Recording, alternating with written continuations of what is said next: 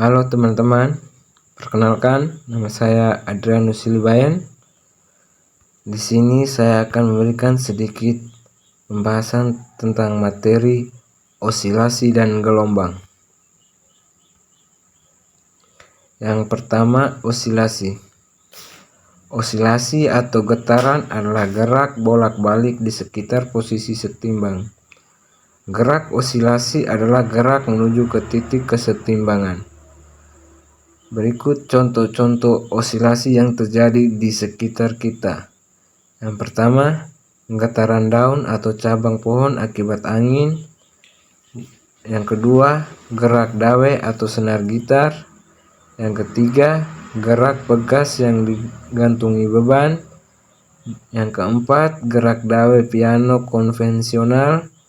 Dan yang terakhir, gerak selaput suara manusia. Osilasi memiliki 3 persamaan, yaitu F sama dengan negatif C kali Y. Yang kedua, A sama dengan negatif C per M kali Y.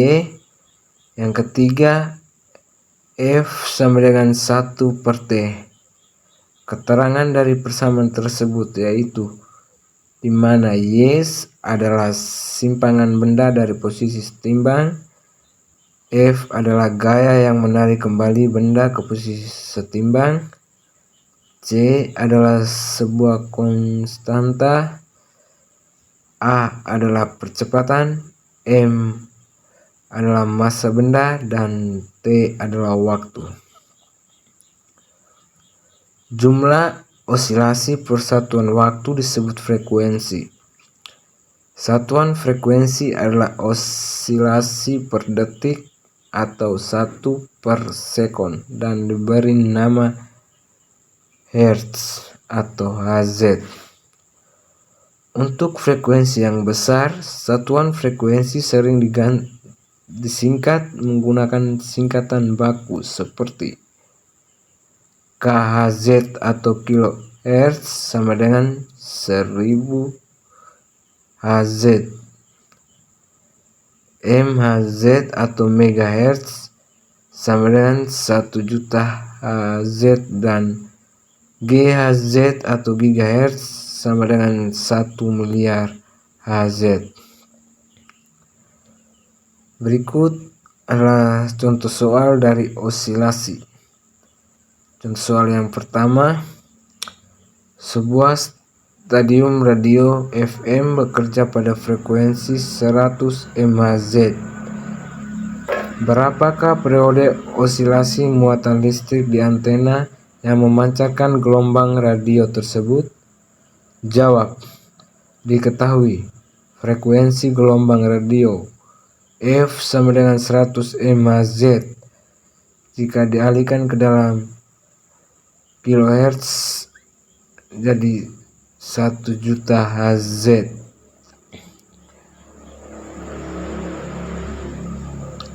Periode osilasi muatan listrik sama dengan periode osilasi gelombang yang dipancarkan, yaitu T sama dengan 1 per F.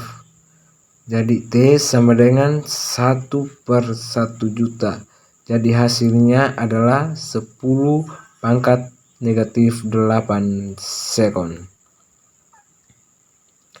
Contoh yang kedua, ayunan di sebuah taman bermain mengayun 5 kali dalam waktu 10 detik. Berapakah frekuensi osilasi ayunan tersebut? Jawab.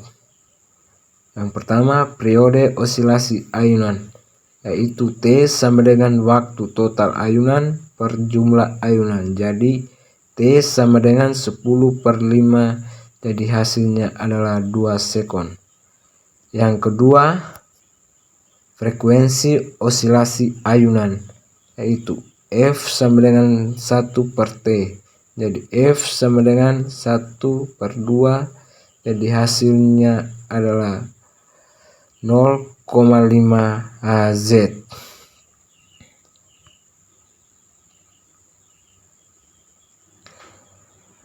Masuk ke materi berikut, yaitu tentang gelombang.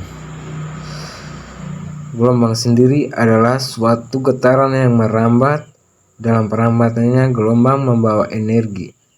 Dengan kata lain, gelombang merupakan getaran yang merambat dan getaran sendiri merupakan sumber gelombang. Berikut adalah jenis-jenis gelombang. Jenis gelombang berdasarkan pada medium perambatan gelombang. Yang pertama, gelombang mekanik. Gelombang mekanik adalah sebuah gelombang yang dalam rambatannya memerlukan medium yang menyalurkan energi untuk keperluan proses penjalaran sebuah gelombang. Contohnya seperti suara merupakan salah satu contoh gelombang mekanik yang merambat melalui perubahan tekanan udara dalam ruang atau rapat renggangnya molekul-molekul udara. Yang kedua, gelombang elektromagnetik, yaitu gelombang yang dapat merambat walaupun tidak ada medium. Contohnya seperti gelombang radio atau mikro, sinar inframerah atau ultraviolet, cahaya tampak, dan yang terakhir adalah sinar X dan sinar gamma. Jenis-jenis gelombang berdasarkan arah rambatan dan getarannya. Yang pertama, gelombang transversal, yaitu gelombang yang arah rambatannya tegak lurus dengan arah getarannya. Contohnya seperti tali, ketika kita menggerakkan tali naik turun, tampak bahwa tali bergerak naik turun dalam arah tegak lurus dengan arah gerak gelombang.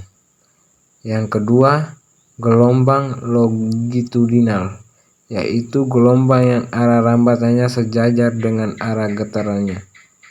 Contohnya, jarak dua rapatan yang berdekatan atau dua renggangan yang berdekatan disebut satu gelombang.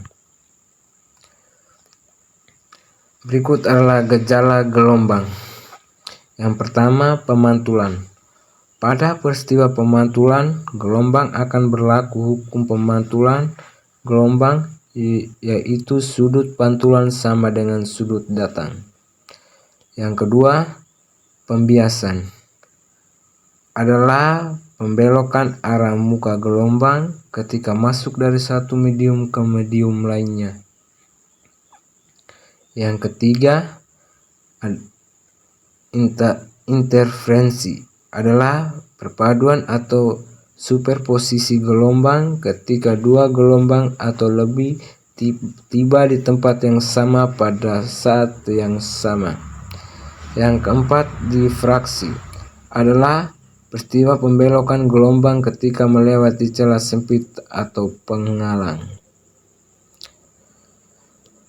Berikut adalah contoh soal tentang materi gelombang.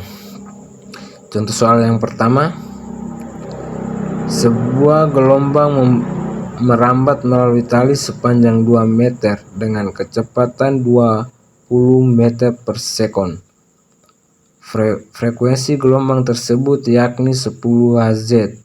Hitunglah panjang gelombangnya. Jawab. Kecepatan gelombang atau V sama dengan 20 meter per sekon. Frekuensi gelombang atau F sama dengan 10 Hz.